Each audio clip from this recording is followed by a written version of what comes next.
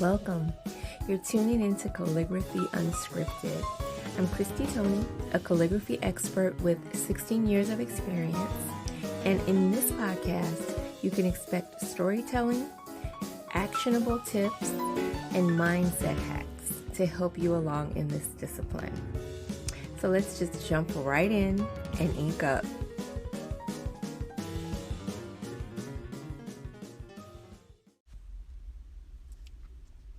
Welcome back to the Calligraphy Unscripted podcast. I'm your host, Christy Tony, and I appreciate you listening. Today is Juneteenth. If you don't know, Juneteenth is the date that the last slaves in the U.S. were notified that slavery had ended in Galveston, Texas. Many say that they already knew. However, the announcement allowed their masters to officially recognize the proclamation and enforce it. The date was June 19, 1865. My sister-in-law, Marilyn, actually has been celebrating this special day for decades. It has cultural significance, and my hat is off to those who are a part of our community that helped everyone be aware of this little-known historical date before it became a thing. So now it's a thing. Everybody knows what Juneteenth is. So kudos to those who were already celebrating. I thought since the podcast fell on this day, it would be nice to highlight some performances by Black actors and actresses that really inspired me to continue on my creative journey. In 2023, the discussion about the necessity of representation matters, we've got to have representation. It's all the rage now, and it's become normalized. And I am happy about it, don't get me wrong. But I am an 80s baby, I'm Gen X, and anyone of color in this age group knows that you had to find representation and inspiration where you could find it. It was definitely not in your face at all. And of course, you must also realize that back then these movies were viewed over and over again. These scenes from these movies are seared into my memory. Now, the movies selected had a special impact because the main characters were portraying some sort of creative, some sort of artist. I wasn't sure if I was going to be able to pull it off when I was a young girl. However, I did know that I wanted to work full-time in some kind of creative field. I was unsure about what field, which city, none of the details. I just took every art class I could find. But if there was a character portraying an artist in a creative field, in a movie, on screen, even as a young girl, I would always perk up and take notice of these roles. So I'm going to talk about 3 roles and 1 honorable mention today. Now, the first role, the first actress, is the iconic Diana Ross in Mahogany, and this movie was released in 1975. Now, Diana Ross plays Tracy Chambers. She's a struggling fashion design student, and she works as a secretary for a department store. It looks like she's in the display department, I think. So she becomes a famous model and a designer in Rome. But her success, of course, came with many challenges. First of all, it was exciting to see a movie based in Chicago and watch Diana Ross ride the L and see some other parts of this city that were so easily recognizable. There's a part when she's in Rome, when she's viewing a sprawling vista, and she says, "This is a long way from 41st and Ellis." To see her sketching the models and adding color to the gowns on paper was so exciting at the time. I love to see drafting tables and sketch pads and all kinds of mediums to draw on the pads. That was kind of my thing. You're talking about a girl who was given a drafting kit when she was 14 years old, getting ready to start high school, that had sandpaper pad, eraser, pencils, steel rulers, triangles, just all that stuff. All that stuff was my jam. I loved all of that kind of thing. So to see a black woman confidently doing this, it was just transformational. I just related so much to this character, from her living in an underserved area, which I do, to being underestimated and to having imposter syndrome and feeling like maybe I didn't quite belong. She was underestimated, only thought to be able to exist in one space, but she felt otherwise. She was so determined. I remember a scene where her boss, an older white woman, tells her that her promotion, to the display department should have been more than enough to satisfy her creative aspirations. And I think we all can relate to feeling like maybe we've gone far enough.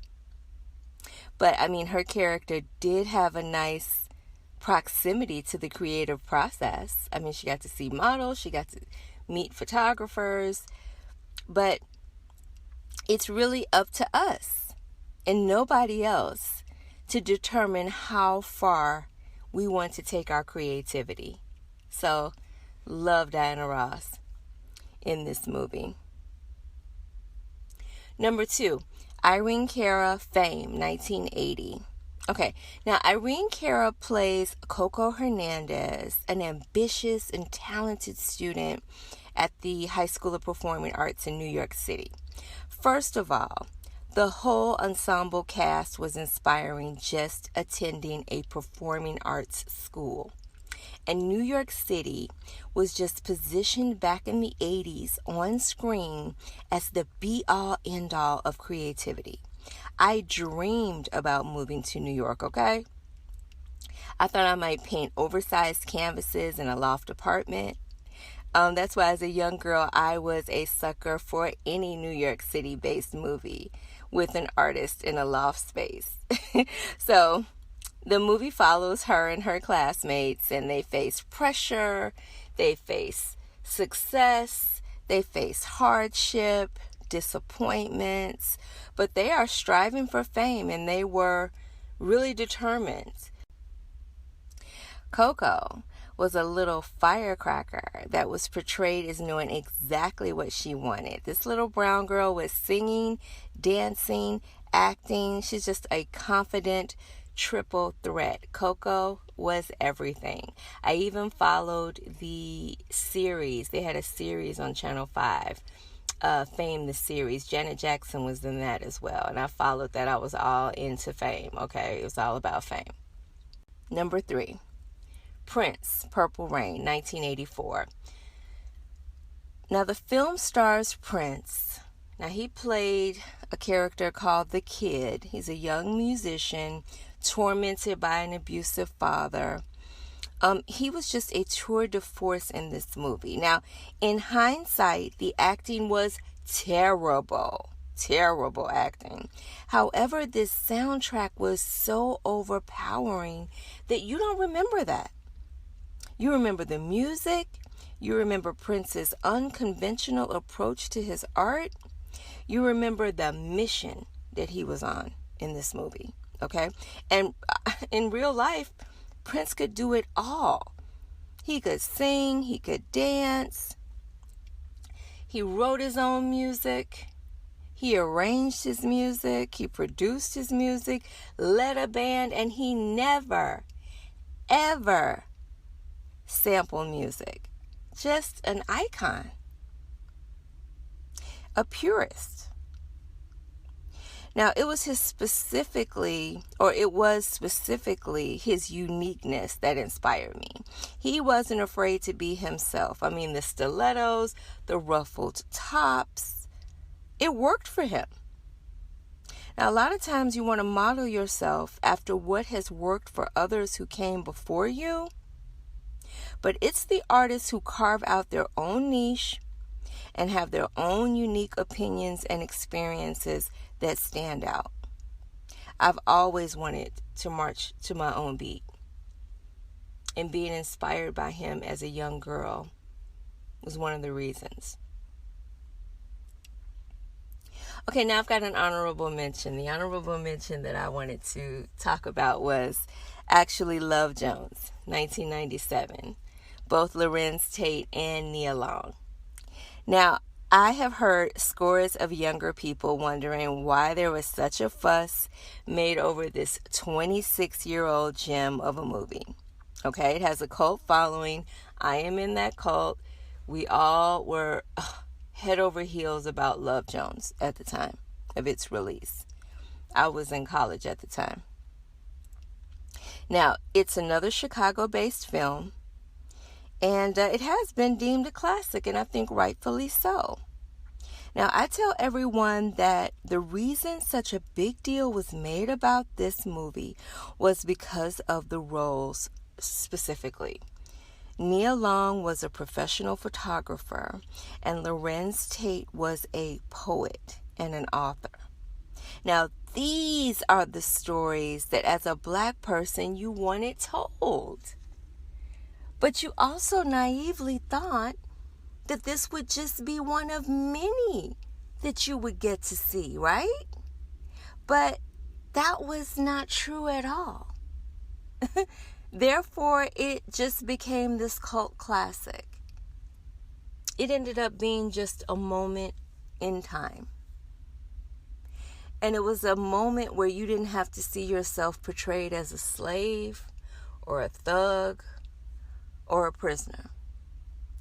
Just a love story between two individuals pursuing their art, their careers, and spending time in creative spaces. And shout out to Nia Long for, at the end, she lands a job. I think it was Vibe magazine, if I'm not mistaken. And it was in New York City. And so that also played into that idea that everything creatively or everything exciting or just the big time was always New York City. So I thought that was interesting. But there are a couple of people that I actually know too personally that made it on screen as extras in this movie. So that's another reason why this movie is pretty inspirational. I hope you enjoyed the episode, and I appreciate you listening. Don't forget to hit that subscribe button. Check out some of my problem-solving content in the show notes, and I'd love to connect with you on socials. I can be found on Patreon, Instagram, TikTok, and YouTube under Calligraphy by CT. Until next time.